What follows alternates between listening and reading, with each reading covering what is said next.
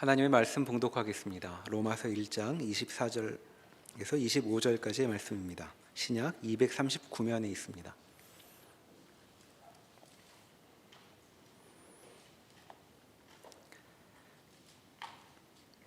그러므로 하나님께서 그들을 마음의 정욕대로 더러움에 내버려 두사 그들의 몸을 서로 욕되게 하게 하셨으니 이는 그들이 하나님의 진리를 거짓 것으로 바꾸어 피조물을 조물주보다 더 경배하고 섬김이라. 주는 곧 영원히 찬송할 이시로다. 아멘.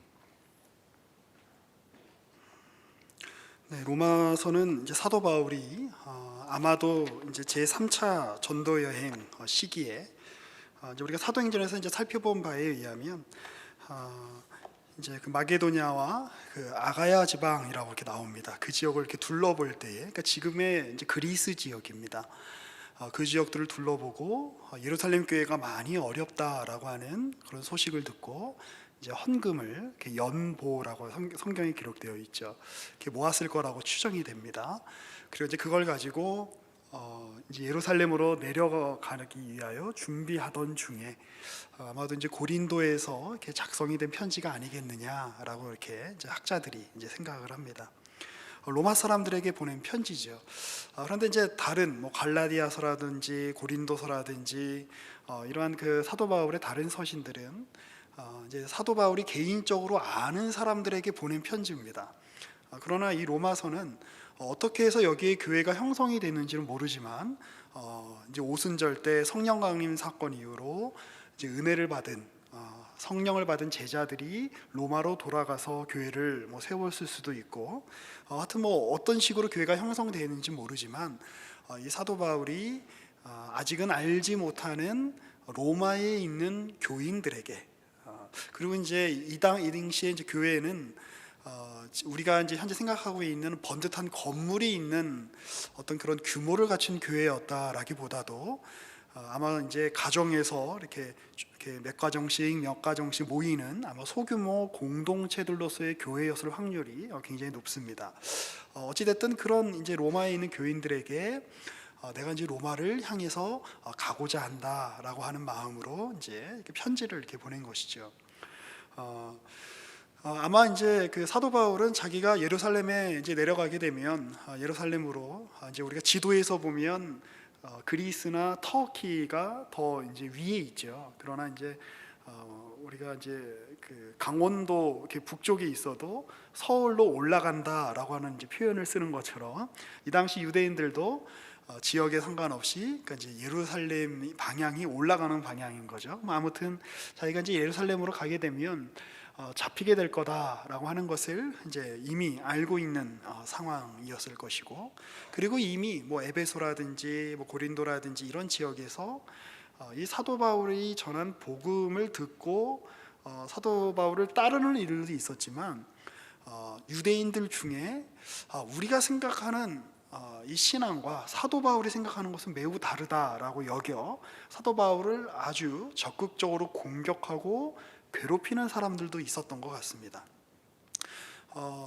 이제 뭐 사도 바울이 실제로 이루지는 못했겠습니다만 사도 바울은 로마 제국 전역에 복음을 전하는 것이 목적이었기 때문에 이제 로마를 거쳐서 로마 교인들의 도움을 받아 지금의 스페인 지역까지 가서 복음을 전하고자 하는 게 목적이었는데, 그것을 위해서는 이제 그 사도 바울의 반대자들이 퍼뜨리는 어떤 소문들, 사도 바울이 전하는 복음은 진짜 복음이 아니다, 거짓된 것이다 라고 하는 것들에 대해서 아마 좀 이렇게 변론할 필요도 있지 않았을까라고 이제 우리가 생각을 해볼 수 있을 것 같습니다.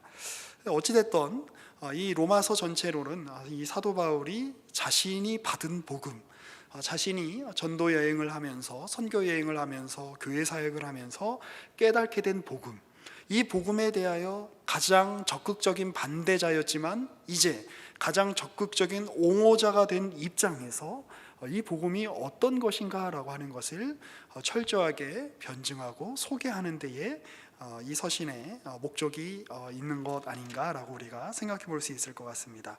특별히 1장 7절 말씀을 한번 보시면 사도 바울은 이렇게 이제 로마에 있는 교인들에게 인사를 하죠. 로마에서 하나님의 사랑하심을 받고 성도로 부르심을 받은 모든 자에게 하나님 우리 아버지와 주 예수 그리스도로부터 은혜와 평강이 있기를 원한다라고 이렇게 이제 인사를 하는데요. 보통 평강이 있기를 원합니다라고 하는 인사는 이제 우리도 이렇게 보면 요즘은 이제 그런 인사 잘 안 합니다만 우리 이제 만나면 이제 안녕하십니까 이렇게 인사를 하죠. 그 별일 없이 잘 지냈냐 이런 뜻이죠. 혹은 뭐 밤새 안녕하셨습니까? 생각을 해봤어요. 왜 이런 인사가 나왔나? 그러니까 밤중에 죽을 일이 많은 거예요. 그러니까 어떻게 안 죽고 잘 살아 계시네요. 뭐 약간 이런 표현일 수도 있고, 혹은 뭐 식사는 하셨습니까? 진지 드셨습니까? 이런 인사 이제 예전에 종종 했죠. 그러니까 굶는 일이 많았으니까 이제 아마 뭐 그런 인사를 하지 않았을까 이제 싶은데, 이스라엘 사람들은 전통적으로 평강이 있기를 원합니다라는 인사를 했습니다. 여러분 잘 아시는 대로 히브리어로 샬롬이라고 인사를 합니다. 이 헬라 사람들, 그러니까 지금 이제 로마 제국이 이제 지중해 이 권력을 완전히 지배하고 있습니다만, 문화적으로는 이제 그리스 사람의 문화가 이제 아주 압도적인 것이죠. 그래서 공용어도 라틴어가 아니라 이제 코인의 헬라어라고 하는 시장에서 쓰이는 헬라어, 일반 사람들이 쓰는 헬라어가 이제 바로 이제 공용어인 상황입니다. 신약 성경이 그런 그리스 말 헬라어로 이제 작성이 됐죠. 근데 이제 이 헬라어에서 인사가 바로 은혜가 있기를 원한다 이런 이제 식으로 이제 인사를 한다고 합니다. 이제 카이인이라고 하는 이제 뜻인 그 발음 그렇게 발음을 하는데, 그러니까 지금 이제 사도 바울이 로마에 있는 성도들에게 인사를 하면서 지금 헬라식으로도 한번 인사하고 유대인식으로도 인사를 하는 것입니다. 자, 그러면 사도 바울이 이 강조하고 있는 이 복음이 우리가 지난주에 살펴봤듯이 2절과 3절, 4절에서 이 강조되고 있는 예수로 말미암는 이 놀라운 이 부활의 능력, 이 하나님께서 선지자들 통해서 하신 이 말씀이 적용될 때에 이것은 유대인들에게만 적용되는 것이 아니라, 이것은 헬라인들에게만 적용되는 것이 아니라 유대인이나 헬라인이나 미련한 자나 지혜 있는 자나 야만인이나 그 헬라인이나 문명인이나 종이나 자유인이나 구분 없이 모두에게 들려져야만 되는 하나님의 복음이다라고 하는 것을 인사말에서도 이제 지금 강조를 하고 있는 것입니다. 자, 그러한 내용이 이제 13절부터 한번 보실까요? 형제들아, 내가 여러 번 너희에게 가고자 하는 것을 너희가 모르기를 원하지 않는다. 사실 사도 바울이 2차 전도 여행과 3차 전도 여행을 했던 마케도니아 반도, 그러니까 지금의 이제 그리스 지역에서 굳이 예루살렘으로 내려올 필요 없이 그냥 거기서 배 타고 한 일주일 정도 가면 이제 로마인 거예요. 이제 그리스인 겁니다. 성경에 나오는 이달리아가 나오는 겁니다. 그런데 사도 바울이 글로 나가지 못하고 다시 예루살렘으로 내려오게 되는 상황이 발생을 하는 것이죠. 내가 이제 여러 번 너희들한테 좀 가고 싶었는데 그 상황이 좀 그렇게 안 됐다. 그래서 너희가 그걸 좀 알아줬으면 좋겠다라고 이야기를 하죠. 13절 하반절에 보시면 왜 내가 너희한테 가고자 하는 것을 너희가 알기를 원하냐면, 내 마음 알지? 내 마음 좀 알아줘. 그러니까 나 나중에 로마 가면 잘 대해줘야 돼. 이렇게 미리 큰 그림을 그리고 선수를 치는 그런 게 아닙니다. 이유가 있다는 거죠. 이는 너희 중에서도 다른 이방인 중에서와 같이 열매를 맺게 하려 함이로되 지금까지 길이 막혔도다. 자, 사도 바울의 지금 이 관점에서, 사도 바울의 눈에서 그는 이 당시에 보기 드문 사람이었던 겁니다. 헬라인이나 유대인이라고 하는 이 인종적인 경계, 특별히 이것은 이제 굉장히 이제 역설적이죠. 유대인들은 자신들이 선민이라고 하는 의식이 있었는데, 하나님이 자신들과 특별한 언약을 맺으셨다라고 하는 것은 굉장히 중요한, 아브라함 때부터 내려온 유대인들에게 있어서 중요한 복음의 내용입니다. 아주 중요한, 자신들의 민족적 정체성을 형성하는 중요한 내용인데, 이 민족적 정체성이 이 배타성으로 사실은 이렇게 형성될 수밖에 없는 어떤 면들이 있는 것이죠. 그러니까 타자를 규정해서 쟤네들은 이방인이야, 쟤네들은 개야, 쟤네들은 돼지야 라고 규정하여 우리를 이렇게 규정하는 방식으로 자기 자신들의 어떤 자존심, 자기 자신들의 신앙, 자기 자신들의 도덕, 자기 자신들의 어떤 우월함을 보여주려고 했던 것이 이 당시 이제 유대주의의 아주 중요한 특징 중에 하나였을 겁니다. 그런데 지금 사도 바울은 그거를 확 열어서 제끼고 있는 겁니다. 왜냐하면 사도 바울도 방금 말씀드렸던 거기 유대주의 사상에 젖어 있던 사람이었는데, 그가 다메섹에서 예수를 만나고, 그리고 사도행전에서 우리가 살펴봤던 것처럼 사도 바울을 통해서, 그리고 사도 베드로를 통해서 일하시는 하나님의 이 구원의 범위가 이스라엘 민족을 넘어, 유대 민족을 넘어 훨씬 더 넓게 하나님이 펼치고 계신다, 구원의 문을 열어놓고 계신다 라고 하는 사실을 경험한 것이죠. 그리고 이것이 바로 사도 바울이 그 로마 사람들에게 전하길 원하는 복음의 핵심적인 내용이었다라고 하는 것입니다. 자, 그래서 14절이 이렇게 이어집니다. 헬라인이나 야만인이나 지혜 있는 자나 어리석은 자에게 다 내가 빚진 자입니다. 나는 여러분들의 인종에 상관없이, 여러분들의 나이에 상관없이, 여러분들의 성별에 상관없이, 여러분들의 신분에 상관없이, 여러분들이 받는 연봉에 상관없이, 여러분들이 정규직인가 비정규직인가에 상관없이 나는 여러분들에게 복음을 전하기 위한 어떤 소원을 가지고 있고 그런 마음에 빛이 있는 사람입니다 라고 이야기를 하고 있는 것이죠. 그래서 15절이 이렇게 결론이 맺어집니다. 그러므로 나는 할 수 있는 대로 로마에 있는 너희에게도 복음 전하기를 원합니다 라고 그렇게 편지를 지금 쓴 것입니다. 자, 그런데 이제 우리말 성경에는 좀 생략이 되어 있습니다만 이 15절에서부터 사실 23절은 하나로 묶어서 생각할 만한 어떤 그런 구절들이라고 하는 것입니다. 이 헬라어 성경을 이렇게 보시면 가르라고 하는 헬라 말로 이제 발음으로 가르라고 하는 접속사가 계속해서 16절, 17절, 18절, 23절에 이르기까지 이어지고 있습니다. 이 가르라고 하는 접속사는 영어의 for에 해당하는 거예요. 그러니까 왜냐하면, 그러니까 이 15절에 나는 너희에게 복음 전하기를 원한다, 로마에 있는 너희에게도 내가 복음 전하기를 원한다, 내가 그리스 가서도 전하고, 마게도니아 가서도 전하고, 소아시아에 가서도 전하고, 갈라디아에서도 전하고, 예루살렘에서도 전한, 안디옥에서도 전한 이 복음을 너희 로마에 있는 사람들도 듣기를 원한다 라고 이야기하는데, 이렇게 이야기하는 거예요. 왜 내가 그렇게 생각하냐면, 왜냐하면 나는 이 복음을 16절입니다. 부끄러워하지 않기 때문입니다 라고 이야기하는 것이죠. 왜 내가 이 복음을 부끄러워하지 않는가? 이 복음은 모든 믿는 자에게 구원을 주시는 하나님의 능력이 되기 때문입니다. 먼저는 유대인으로부터 시작됐죠. 예수님이 유대인이셨으니까, 예수님의 처음 제자들이 다 유대인이었으니까 유대인으로부터 시작되었지만, 이제는 헬라인에게까지 이어진 이 복음은 모든 믿는 자에게 주시는 하나님의 능력이기 때문에 내가 복음을 부끄러워하지 않고, 내가 복음을 부끄러워하지 않기 때문에 나는 당신들에게 복음 전하기를 원합니다, 이런 겁니다. 그리고 이렇게 이어집니다. 왜냐하면 또 복음에는 하나님의 의가 나타나서 믿음으로 믿음에 이르게 하나니 기록된 바 오직 의인은 믿음으로 말미암아 살리라 함과 같으니라. 하박국서에 있는 말씀이죠. 어떤 그 바벨론이 쳐들어오고 나라가 이렇게 망하는 풍전등화의 상황에서 의인은 권력으로 사는 것이 아니다, 의인은 어떤 정치력으로 사는 것이 아니다, 하나님의 백성들은 어떤 경제력으로 사는 것이 아니다, 하나님과의 그 신뢰하는 관계 속에서 하나님의 백성들은 사는 거다, 이런 뜻으로 주어진 말씀입니다. 근데 이제 이 말씀이 모든 사람들에게 이제 열린 것이 되었습니다 라고 이렇게 이어지고 있는 것이죠. 그리고 이렇게 이어집니다. 왜 믿음이 필요한가? 왜 하나님의 의가 이 복음에 나타나서 헬라인이나 유대인이나 모든 믿는 자들에게 주시는 하나님의 구원의 능력이 됐는가? 왜냐하면 18절입니다. 하나님의 진노가 불의로 진리를 막는 사람들의 모든 경건하지 않음과 불의에 대하여 하늘로부터 나타났기 때문입니다. 이 복음은 내가 부끄러워하지 않는데, 이 이유가 뭐냐? 모든 사람들에게 구원을 주시는 하나님의 능력이기 때문입니다. 유대인을 넘어 헬라인, 로마 사람, 인종에 상관없이 모두가 이 복음을 듣고 구원에 이르기를 원합니다. 그렇게 이야기를 하는 거죠. 그런데 왜냐하면 이 복음에는 하나님의 의가 나타났고 믿음으로 말미암아 살기리라 라고 하는 이 우리 구약에 나타나 있는 이 말씀이 적용되기 때문입니다. 실현되기 때문입니다. 그런데 그 이야기를 모든 사람들이 들어야 될 필요가 있는데, 그 이유는 뭐냐면 모든 사람들이 다 죄 가운데 있기 때문입니다 라고 이렇게 이어지고 있는 것입니다. 그래서 어떤 보편성을 여기서 지금 뽑아내고 있는 것이죠. 보편성을 지금 추출하고 있는 겁니다. 당신은 유대인일 수 있습니다. 당신은 헬라 사람, 그리스 사람일 수 있습니다. 당신은 로마 사람일 수 있습니다. 당신은 주인일 수 있습니다. 당신은 종일 수 있습니다. 당신은 뭐 이렇게 돈이 많은 사람일 수 있고, 당신은 노예일 수 있고, 가난한 사람일 수 있습니다. 구걸하는 사람일 수 있습니다.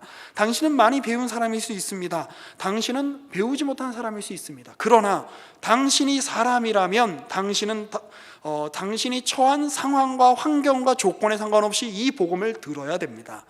왜? 이 복음은 모든 자들, 믿는 자들에게 주시는 하나님의 능력이 되기 때문입니다. 그런데 이 하나님의 능력, 이 하나님의 복음이 모든 사람들에게 필요합니다. 왜 그런가?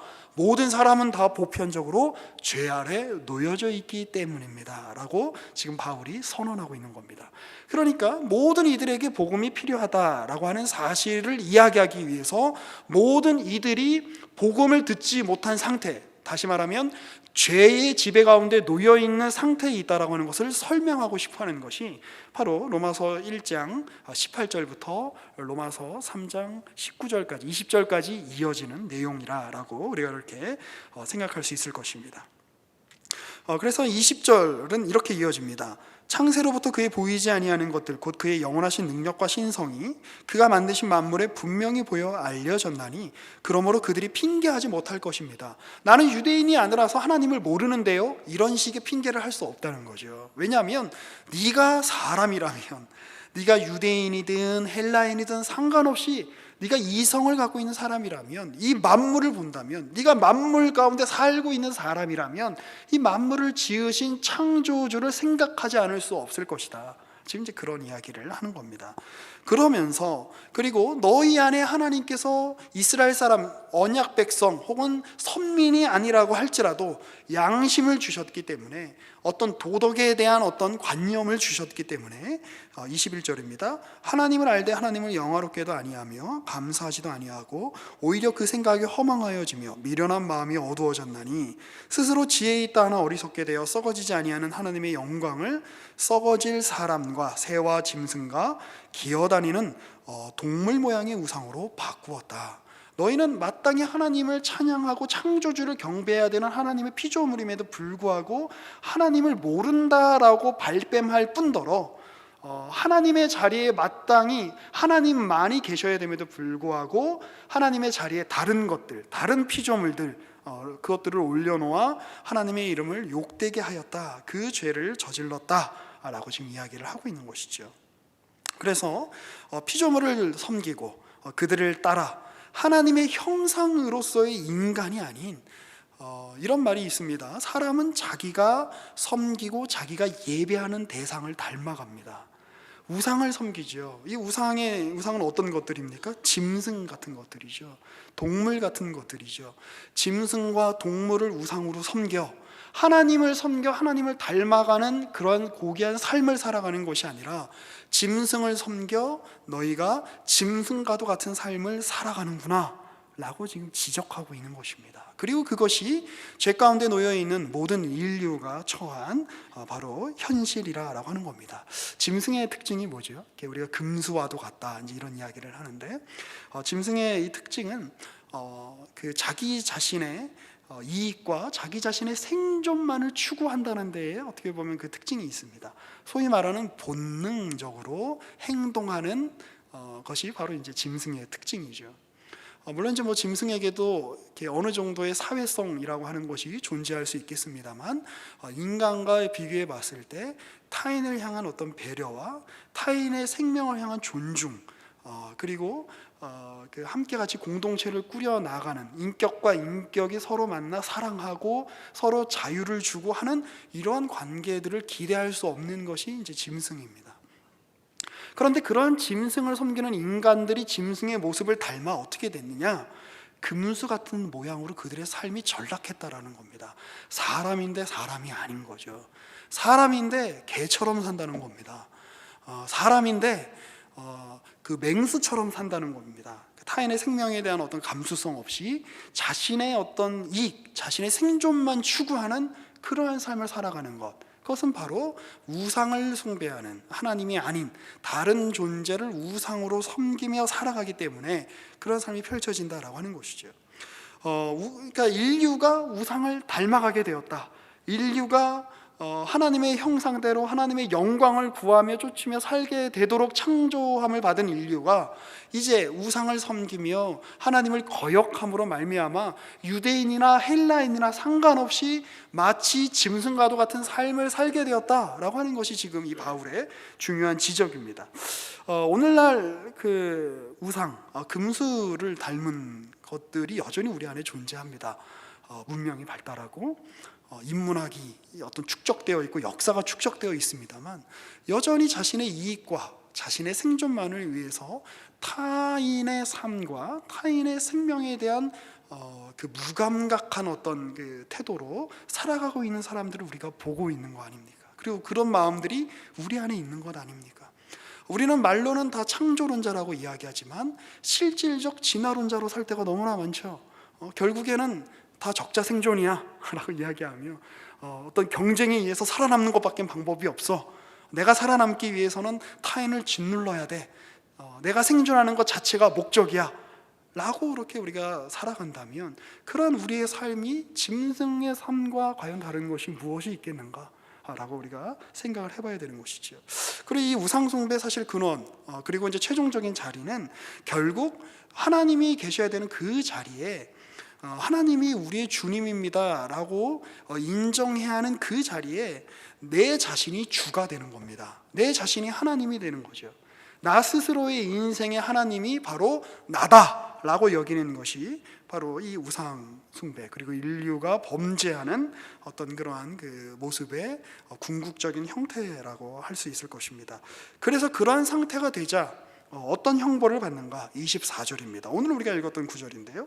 그러므로 하나님께서 그들을 마음의 정욕대로 더러움에 내버려 두사 그들의 몸을 서로 욕되게 하셨으니 이는 그들이 하나님의 진리를 거짓 것으로 바꾸어 피조물을 조물주보다 더 경배하고 섬김이라. 주는 곧 영원히 찬송하시로다. 아멘. 사실 이제 여기 이 25절 맨 끝에 구절은 약간 생뚱맞게 들어가 있는 것 같죠. 인간의 상태가 지금 이렇다. 그리고 사실 24절과 25절에서 지적하고 있는 것은 이것 자체로 형벌인 겁니다. 그러니까 죄의 형벌은 단순히 죄 그 자체입니다. 내가 죄를 지어 감옥에 가게 된다. 이게 죄가 아니고 그건 죄에 따른 형벌인 것이죠. 여러분이 죄를 짓고 있다면 죄를 짓는 것 그 자체가 이미 심판받고 있는 겁니다. 이미 벌을 받고 있는 겁니다. 여러분들이 거짓말을 하고 있다면 이미 여러분들이 거짓말하는 것 자체로 여러분들은 지금 벌을 받고 있는 겁니다. 지금 이제 그런 이야기를 하는 겁니다. 하나님이 내버려 두셨다. 그래 너희 멋대로 한번 해봐라. 내가 너희 삶에 개입하지 않아 보겠다. 내가 나를 섬기라고 준 자유를 나를 주인이라고 나를 하나님이라고 그렇게 자유롭게 이렇게 고백하도록 준 자유를 네 자신이 하나님이라고 주장하는데 한번 사용해봐라. 내버려 두시는 거예요. 그랬더니 어떤 일이 일어나는가? 인간의 가치가 더 올라가는 것이 아니라 인간이 서로가 서로를 욕되게 하며 자기 스스로를 욕되게 하며 자기 스스로를 망치고 자기 스스로를 패망하게 하고 자기 스스로를 마치 짐승과도 같이 전락하게 하며 그렇게 하는 일을 하는 사람들을 잘한다라고 그것이 마치 표준인 것처럼 여겨지는 세상이 되었다라고 이 로마서가 지적하고 있는 것이죠. 은혜의 주권을 주님께서 뒤로 물으시고 내가 너희의 하나님이 되리라 너희는 나의 백성이다 라고 하나님께서 하시는 그 은혜의 주권을 뒤로 무르고 다른 거짓된 주권이 이기도록 허용하시는 겁니다. 그래 다른 주권이 너의 삶을 주장하도록 한번 해봐라. 우상이 너의 삶을 주장하도록 한번 해봐라. 너 자신이 너의 욕망이 너의 삶을 주장하도록 해봐라. 어떤 일이 벌어지는지 한번 봐라. 그것 자체가 곧 형벌이라 라고 하는 것입니다. 우리의 현재 세계가 그 자신이 원하는 대로 어떤 거부와 제재 없이 행하는 것 그것은 복이 아니라 하나님의 저주라라고 하는 것입니다. 그래서 26절을 보시면 이 부분을 좀 설명을 드려야겠군요. 그래서 25절의 맨 끝부분에 나오는 주는 곧 영원히 찬송하시로다 아멘 이라고 하는 이 구절이 왜 생뚱맞게 여기 지금 들어가 있는가 하면 주는 영원히 찬송할 분 우리가 높여야 될 분 높임을 받으실 분이라고 하는 이 인식이 사라지게 되면 어떤 일이 펼쳐지는지를 봐라라고 하는 겁니다. 죄의 핵심은 어떤 도덕적인 어떤 기준이나 윤리적인 기준으로 어떤 잘못을 저지르는 것에 있지 않고 하나님을 하나님으로 여기지 않는 것이 바로 죄의 핵심이라고 하는 것이죠. 그래서 하나님이 그들을 너희가 섬기고 싶은 주인을 섬기도록, 너희가 너희 스스로의 주인이 되도록 내버려 두셨을 때에 어떤 일이 일어나는가? 이게 바로 26절에서 32절까지 이어지는 내용이라고 하는 것입니다. 이것 자체로 저주받음이고 이것 자체로 심판받음입니다. 28절 한번 보실까요? 또한 그들이 마음에 하나님 두기를 싫어하며 하나님께서 그들을 그 상실한 마음대로 내버려 두사 합당하지 못한 일을 하게 하셨으니 모든 불의와 추악과 탐욕과 악의가 가득한 자요 시기 살인 분쟁 사기 악독이 가득한 자요 수근수근하는 자요 비방하는 자요 하나님께서 미워하시는 자요 능욕하는 자요 교만한 자요 자랑하는 자요 악을 도모하는 자요 부모를 거역하는 자요 우매한 자요 배약하는 자요 무정한 자요 무자비한 자니라. 이 자체가 하나님의 심판과 하나님의 형벌을 받은 그 모습이라고 기록을 하고 있는 겁니다.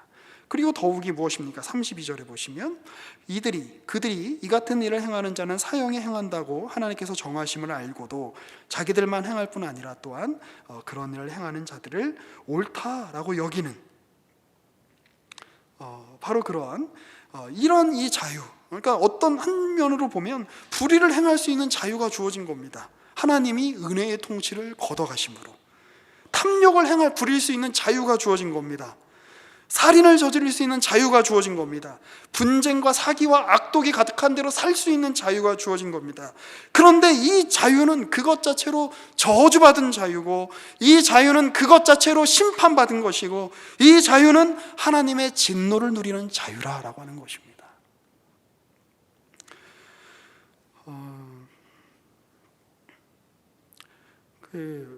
사실 우리가 이제 이러한 처지에 놓여져 있다라고 하는 것이 이 성경만이 이야기하는 것이 아니라 우리의 현실을 우리가 이렇게 살펴보면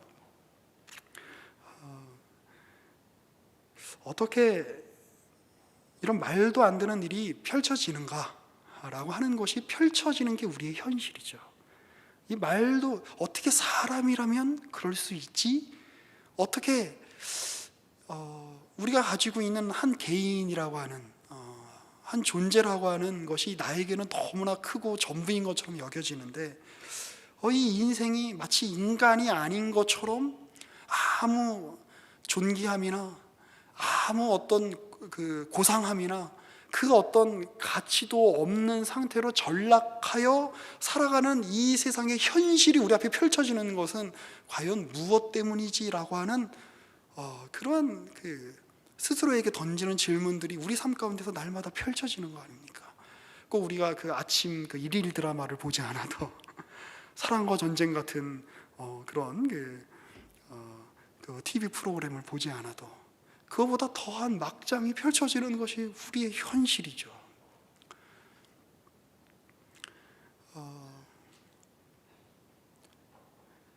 그러니까 이제 그 드라마 극작가들이 생각할 수 있는 것보다 더 심한 막장이 사실 현실 속에서 펼쳐지는 거 아닙니까?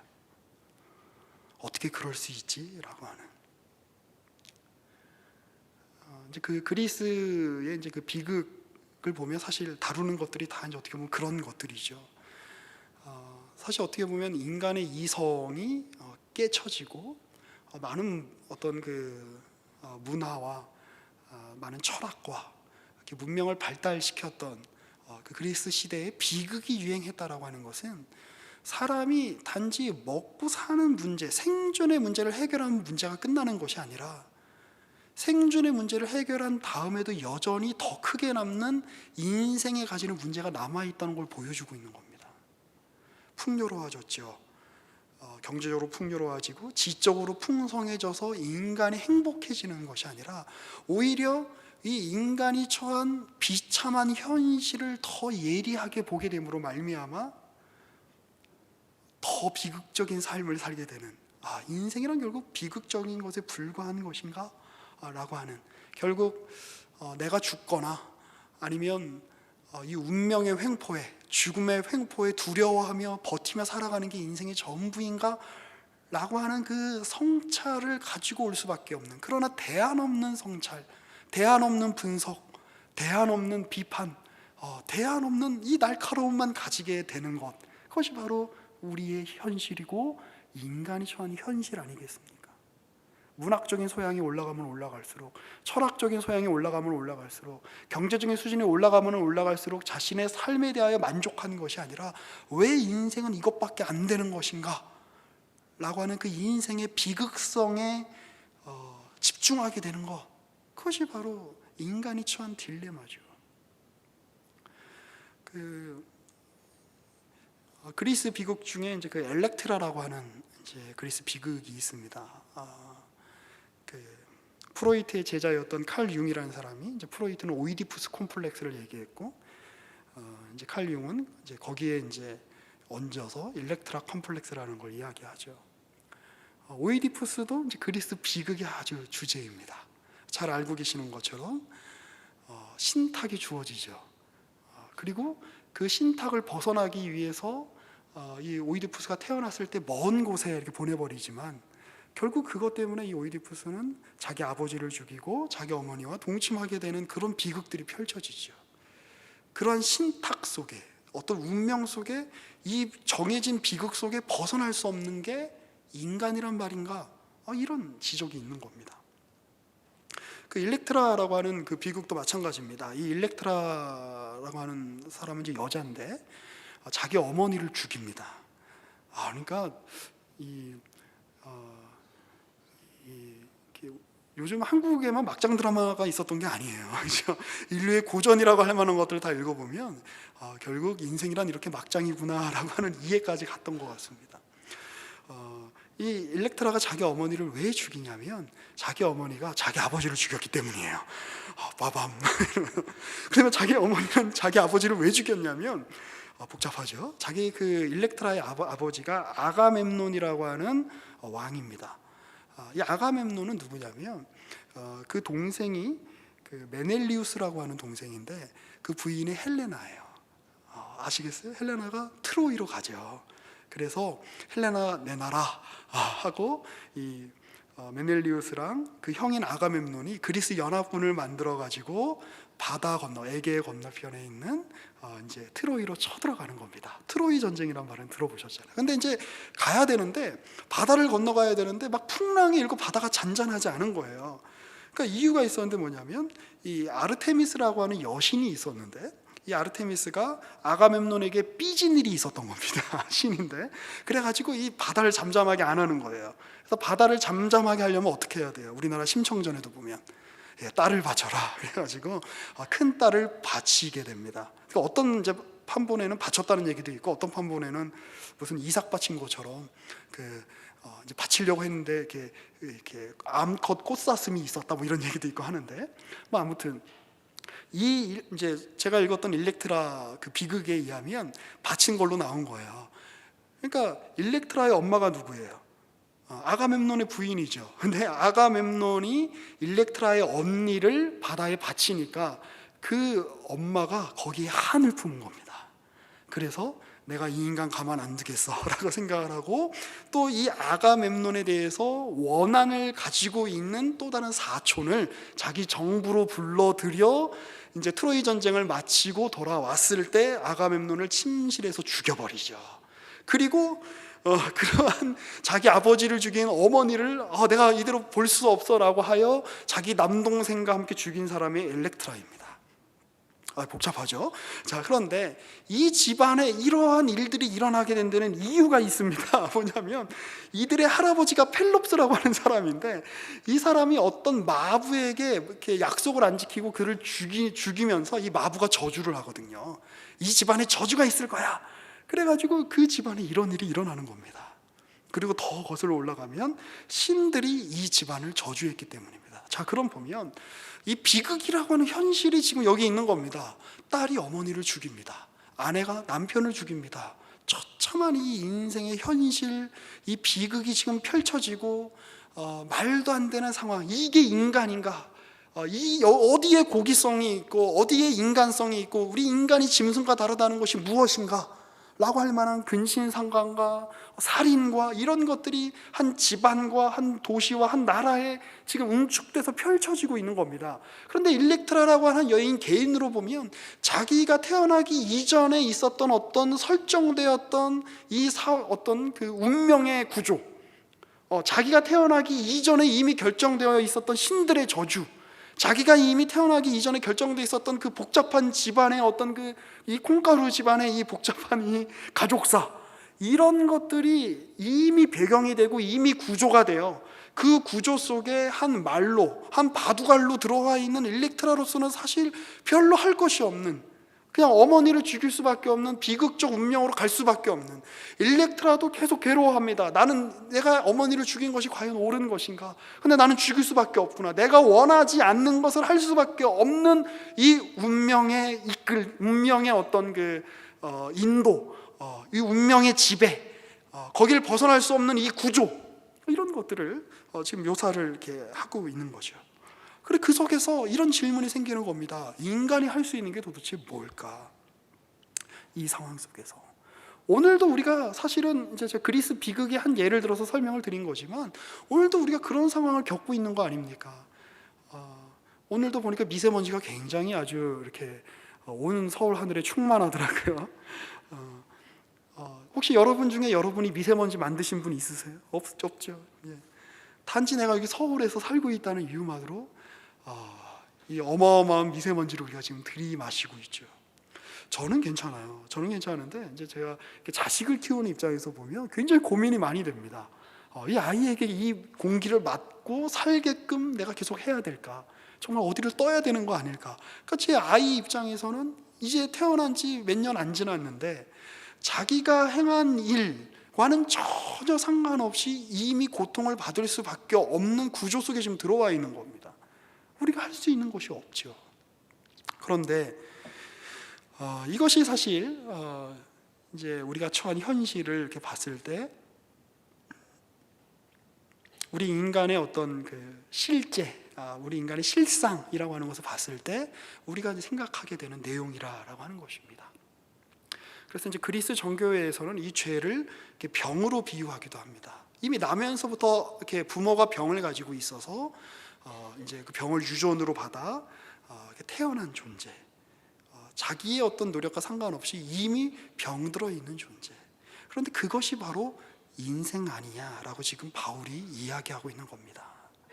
왜 이런 일들이 펼쳐지는가? 하나님의 통치와 하나님의 일하심과 하나님의 지배를 받기를 거부한 인생들에게 하나님이 그럼 너 그렇게 한번 살아보아라 라고 허용하신 일의 결과, 우리가 그거를 지금 날마다 보는 겁니다. 막장 드라마보다 더 막장인.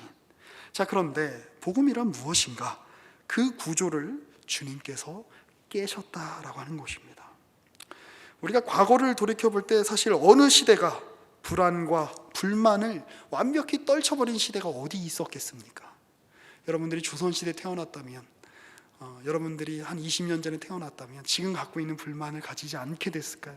인간은 언제나 아무리 학문이 발달하고 아무리 경제적으로 풍요로워지고 아무리 좋은 정치가가 나타나고 정치 제도가 생긴다라고 할지라도 인생이기 때문에 짊어져야 되는 삶의 부조리함 앞에 놓여지게 되는 것이죠. 여담입니다만 여러분이 이렇게 어딜 간다고 해서 더 좋은 배우자를 만날 가능성은 없을 겁니다. 사람은 다 거기서 거기기 때문입니다. 주님의 교회 가면 좀 나을까요? 아니요. 뭐 어디 사랑의 교회 가면 좀 나을까요? 사람은 다 거기서 거기입니다. 인간이 만들어내는 것은 다 거기서 거기입니다. 그런데 지금 성경은 이제 이렇게 이야기하는 거죠. 어느 시대가 불만과 불안을 완벽히 떨쳐버릴 수 있었겠습니까? 그러나 아직 최종적인 것은 오지 않았습니다. 오늘은 늘 어제가 되기 때문에 새롭게 하기란 선택이 아니라 사실 필수적인 내용인 것이지요. 언제나 사람은 죄인으로 태어납니다. 언제나 우리가 신앙생활을 시작할 때는 죄가 지배하는 것으로부터 시작하는 겁니다. 거기서 주님이 발휘하고 계시지 않았던 은혜의 지배가 우리 가운데 발휘됨으로 말미암아 우리는 원래 어둠에서 시작하는 겁니다. 그런데 거기서 주님의 빛이 우리 가운데 들어옴으로 말미암아 새로운 삶이 펼쳐지게 되는 것이죠. 그래서 복음은 뭐냐? 우상이나 다른 어떤 이념이나 다른 그 어떤 것이 아니라 혹은 네가 너 자신의 주가 될 필요가 없다라고 선언하는 겁니다. 창조주와의 관계 회복. 복음에는 하나님의 의가 나타나서 믿음으로 믿음에 이르게 한다. 기록된 바 오직 의인은 믿음으로 말미암아 살게 한다. 이것을 위해서 창조주가 구속주가 되셨다라고 하는 것이 복음의 내용입니다. 하나님의 지배가 너희 가운데 이제 임하게 되었다. 하나님의 통치가 이제 너희 가운데 임하게 되었다. 너희는 이제 그 어찌할 수 없는 운명의 수레바퀴 속에서 굴레 속에서 벗어날 수 없는 그러한, 그러니까 기껏해야 죽거나 기껏해야 이 죽음을 그냥 견디며 살아가는 정도로 끝나가는 것이 아니라 하나님이 열어놓으신 새로운 권력 관계 속으로 너희가 가게 되었다라고 하는 것입니다. 이 세상의 구조에는 하나님을 대적하는 경향이 아주 깊이 새겨져 있죠. 우리의 본성도 마찬가지입니다. 우리의 내면도 우리가 그것이 우리의 가장 내밀한 본성이 그것이 무의식이라고 부르든 하여튼 뭐라고 부르든 하나님을 대적하는 경향이 깊이 아로 새겨져 있습니다. 그래서 이 세상이 자기 스스로를 파멸의 길로 가져가는 것처럼 우리도 우리 스스로를 파멸로 가져갈 때가 너무나 많죠. 호모 인크루바투스 인세라고 하는 라틴어가 있습니다. 루터가 즐겨 썼던 표현인데 자기 안으로 휘어들어간, 자기 안으로 왜곡된 인간, 스스로 왜곡된 인간, 이런 뜻입니다. 하나님의 통치가 미치지 않으면 실타래가 좋은 그 주인에 의하여 그것이 이렇게 실이 펼쳐져서 실대결이 이어지지 않으면 막 엉키는 것처럼 우리는 스스로 자신을 꼬이게 하여서 스스로를 파멸시키는 존재가 바로 우리라는 겁니다. 이 세상이라는 겁니다. 그런 일들이 왜 일어나는가? 우리가 우리의 주인 되기 때문에 그렇다라고 하는 겁니다. 그러니 성경은, 이 바울은, 로마서는 그럴 때 이렇게 이야기하는 겁니다. 너희가 너희 자신의 주가 되었을 때 하나님이 너희를 너희의 정욕대로 내버려 두셔서 스스로 너희를 망치는 삶을 살게 되었다. 그런데 너희 안에 진정한 타자가 회복되셔야 된다. 누굽니까? 높임을 받으실, 영원히 찬송 받으셔야 될 하나님이시다. 그분이 너희의 주인으로, 너희의 진정한 타자로, 너희의 진정한 너와 다른 존재로, 그러나 너와 다른 존재이시기 때문에 너에게 융해되거나 너에게 포섭되거나 너에게 조종당하는 존재가 아니시라 너의 주인으로 인격적 관계를 맺으시고자 하시고 맺고 계시며 너를 다스리시는 하나님으로 오시는 그 하나님과, 진정한 타자이신 하나님과 온전한 관계를 맺을 때 하나님께서 의도하신 너희의 삶을 살아갈 수 있을 것이라 라고 이야기하고 있는 겁니다. 결국 성경은 이렇게 이야기하고 있는 거죠. 누구의 지배를 받을 것인가? 죄의 지배를 받을 것인가? 우상의 지배를 받을 것인가? 아니면 우리의 창조주이시여 참된 주권자이신, 주제자이신 그리스도의 통치를 받을 것인가? 선택하라 라고 성경은 끊임없이 우리에게 종용하며 외치고 있는 것입니다. 오늘 그 주님의 다스리심을, 우리 가운데 주님께서 다스리심을 펼치신 것에 대하여 감사하며 오늘도 이어지고 있는 말씀으로 성령으로 우리를 통치하고 계시는 그 주님의 통치를 우리가 받아들이며 우리 자신이 혹은 다른 것을 우상으로 마치 하나님인 것처럼 섬길 때 우리의 삶은 파멸될 수 없다는 것을 기억하고 하나님의 통치를 받아들인 사람답게 이 죄악된 세상 가운데 하나님의 통치를 드러내는 사람들로서 살게 되시는 오늘의 말씀이 되시기를 주님의 이름으로 축복하며 권면합니다. 기도하겠습니다. 살아계신 하나님, 감사합니다. 우리의 삶은 비극으로 끝날 수밖에 없고 죽음으로 끝날 수 없고 하나님의 외면으로 끝날 수밖에 없는 것이 우리의 삶입니다. 그러나 주님께서 예수로 말미암아 우리를 바라봐 주셨고 우리를 구원하여 주셨으며 우리를 끌어안아 주시고 우리를 다스리시겠다라고 선포하고 계십니다. 오늘 그 주님의 선포, 그 주님의 다스리심, 그 주님의 통치를 우리의 마음을 열고 우리의 심령을 다해 받아들이기를 원합니다. 주님, 오셔서 우리의 삶에서 우리의 주인이 되어 주시고 우리를 통치하여 주시고 우리 공동체를 다스려 주옵소서. 예수님의 이름으로 기도합니다. 아멘.